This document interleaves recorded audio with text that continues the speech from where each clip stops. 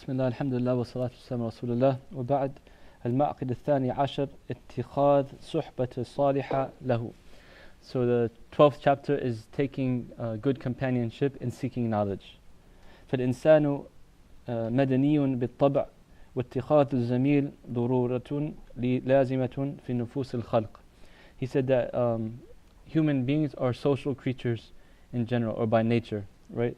So it's almost something obligatory or necessary to take a companion, right? Especially when you're seeking knowledge. So it's natural to have a love of company, or that social aspect, but it's more beneficial if you take that person in helping you to seek knowledge or benefit yourself or better yourself. فيحتاج طالب العلم إلى معاشر غيره من الطلاب لتعينه هذه المعاشرة على تحصيل العلم والاجتهاد في طلبه. So a student of knowledge, he needs the companionship of other students of knowledge to increase him, or to help him in seeking knowledge and to increase him in knowledge, and to push him to get more knowledge. When you have sometimes friends or company that help you, they encourage you, it's like you're competing with one another in a good competition, in a nice way. So you're increasing and seeking your knowledge, you're pushing each other to study more, to memorize more, to sit with the scholars more. It's kind of an encouraging thing that a person to have good companionship that help you to seek knowledge. والزمالة في العلم إن سلمت من أغوائل نافعة في الوصول إلى المقصود. And having co-students or companions in seeking knowledge, if you're free from those that waste your time, or bad company, it's a good thing for you, because you have some that are just don't have good characteristics, they're not after the same thing you're after, they want to just suck your time from you, and that's not going to help you in seeking knowledge. So you want to avoid that type of companionship. So if you have those good company that are righteous people that are seeking knowledge, inshallah that will be of assistance to you to reach your goal. ولا يحسن بمقاصد العلا إلا اتخاذ صحبة صالحة تعينه فإن للخليل في خليله أثرا. He said, and it's not befitting in your intention to achieve greatness except by picking the right company. They say all good men have a good woman behind them, or all leaders, they have good followers with them. They're saying that a good man has a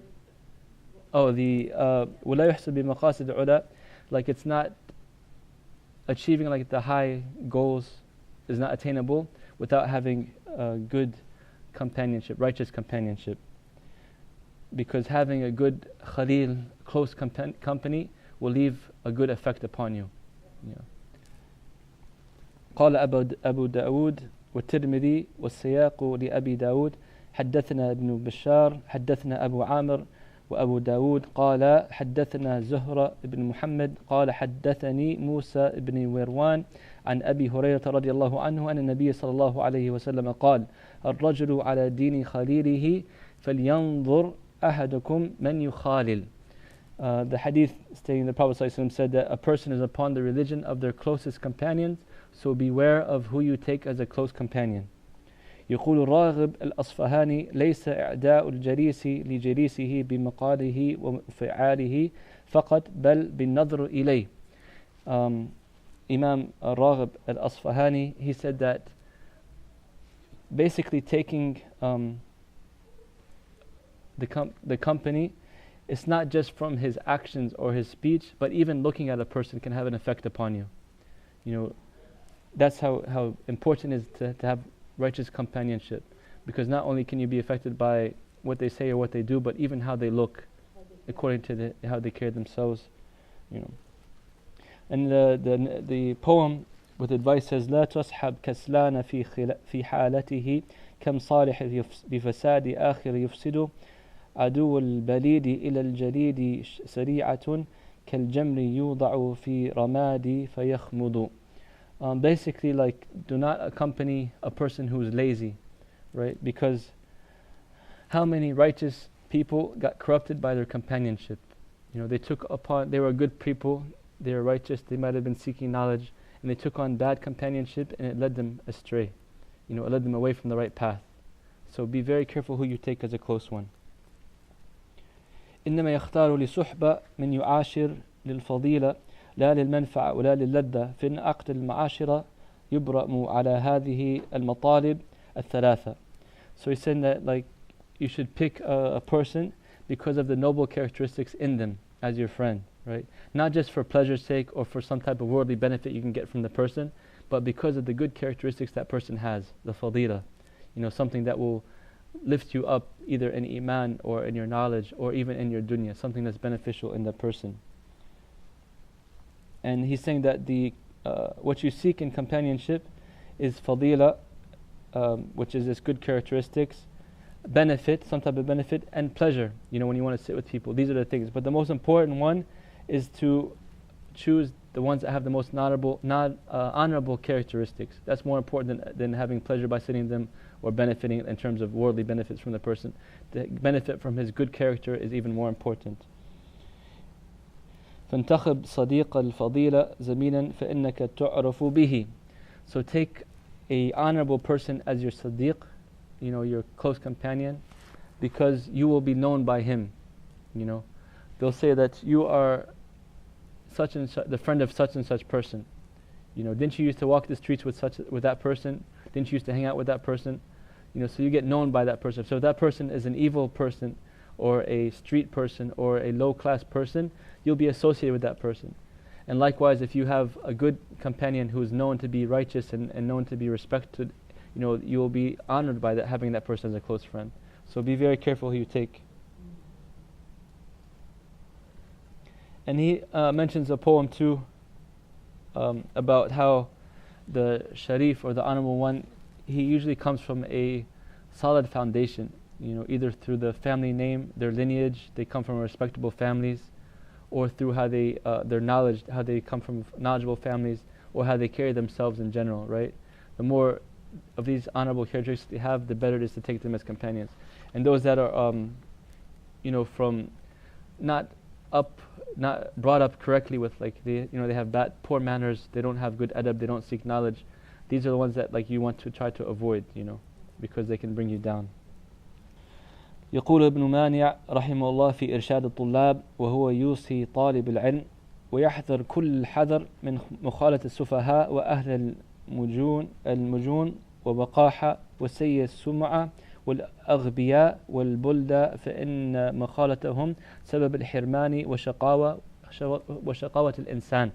So this Imam, he's saying, be very careful to interact or keep company with the foolish ones, the ones that have poor manners, they can say anything anytime, they don't care, they're not respectful at all, they're not ashamed at all to say whatever. And from those who have a bad reputation, those who are ignorant, those that are dumb, and those that are annoying, basically, people that have annoying characteristics. So he said, be very careful from mixing with these people in general, because it will have an evil effect upon you, and it will bring you disgrace as a person. So these characteristics, like people that are foolish, people that are shameless, people that are ignorant, people that are evil, these type of characteristics you don't want in a close friend, especially. You don't want any in friend in general, but especially those that you keep close to you, that you hang out with. As the studies show that a person is usually a general, the sum of the 5 closest people that they are with most of the time. So if those 5 people are brilliant, religious, people of knowledge, they uplift you, they teach you something beneficial, you'll be like that, inshallah.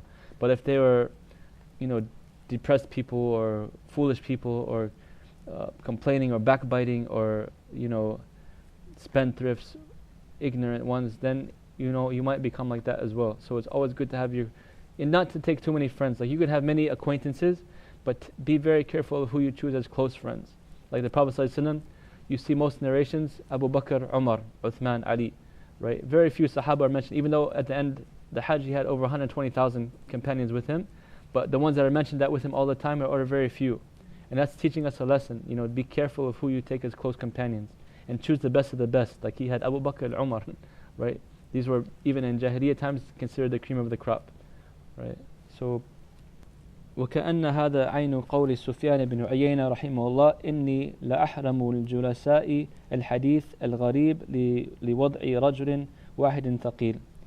So he said that sometimes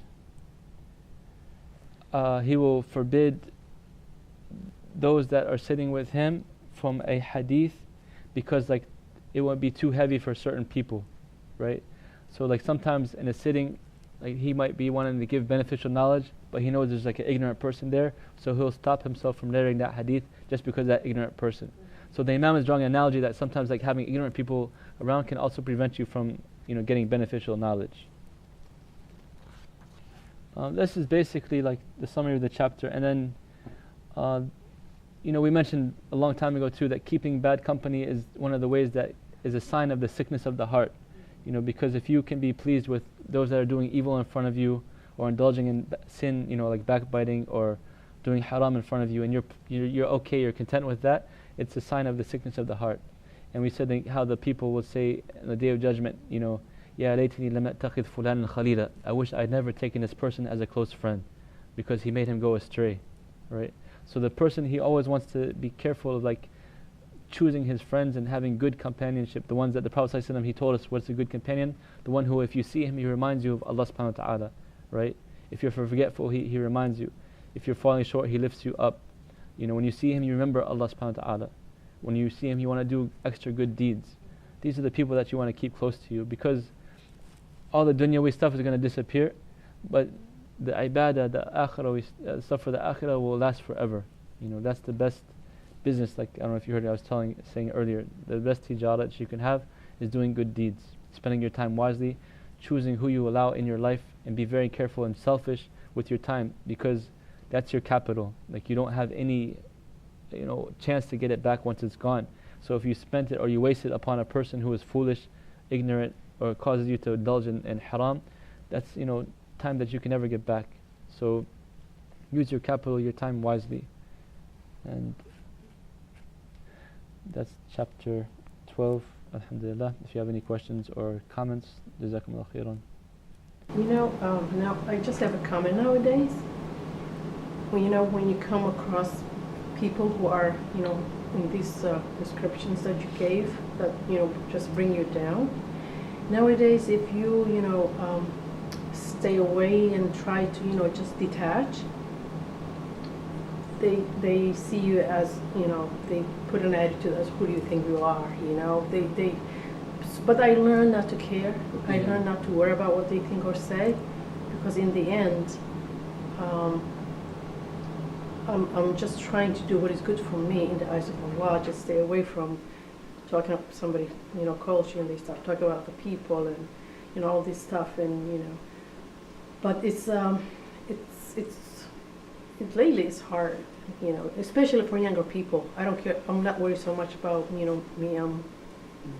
Especially for younger people, because, you know, their friends, they say, oh, I don't want to snitch, or I don't want them to hate me, or, you know. So yeah, it's a good reminder, so, you know, to just be careful who you hang out with, and you know, they may bring you down. The Prophet ﷺ said that whoever leaves something for the sake of Allah, Allah will give him something better, right? And if you do something to please the people at the displeasure of Allah, Allah will be displeased with you, and He'll make the people displeased with you. But if you do something for the pleasure of Allah at the displeasure of people, Allah will be pleased with you. You know, I mean, if you do something at the displeasure of Allah, Allah will be displeased with you and make the people displeased with you. So, it's not worth it at the end of the day. Yeah, fear Allah and Allah will make for you a way out from ways you don't even expect. That's it, yeah. That's like, because if you think about how long the dunya is, it's yawman aw ba'da yawm. Your whole life is going to feel like a day or part of the day. So how do you spend that day? You know, like, we're going to regret every second we wasted. So, like, with all due respect to those, you know, that are going to waste your time, really, who cares? And you're going to be upset, alhamdulillah. You get on board, or leave me alone, that's it. Yeah, inshallah. Yeah, exactly. The thing is that I, if I'm not mistaken, please correct me, I think was during a fiqh class, we're talking about, you know, manners and, you know, adapting Islam, and we're talking about, you know, a particular issue that if somebody just unexpectedly comes knocking at your door, you can just say, I'm sorry, I cannot welcome you.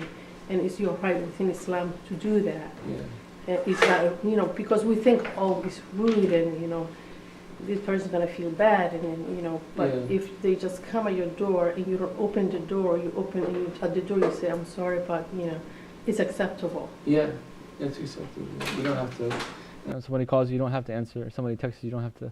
Because sometimes we're so used to like instant, you know, because then you think about in the past, I think they had such blessing in their time because they had such minimal distractions.